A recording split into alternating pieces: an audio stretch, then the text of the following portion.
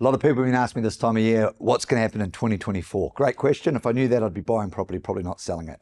I always say I'm the wrong person to ask. I'm a real estate agent. I'm always immensely positive when it comes to these sort of things. I will tell you a couple of things that are important. One is that since the election, confidence has gone into the market big time now. Smarter people than I can tell you the economic effect of confidence, but it does generate activity, and activity is really important.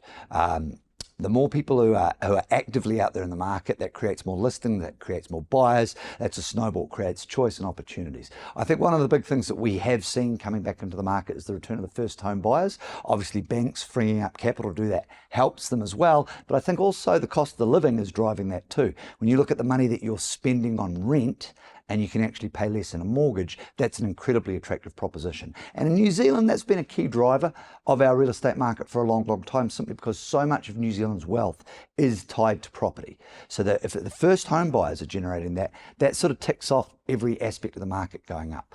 And regardless of the fluctuations over interest rates that will happen, whether they be slightly up or slightly down, I think the volume of transactions is going to increase in a large part because it's been driven by those first home buyers coming through as the banks free up more capital. So the start of 2024 is looking really rosy. There's been a lift in this last month in house prices, although only instrumental, but at least it's going up and heading in the right direction. And there's no reason to foresee why that trend won't continue. So looking pretty positive. At the end of the day, if you can afford a house and you can buy a house, isn't it part of the Kiwi dream that you want to get involved in that? That's where we take our economic guidance from, is making sure that people who want to do that, we can help them as best they can.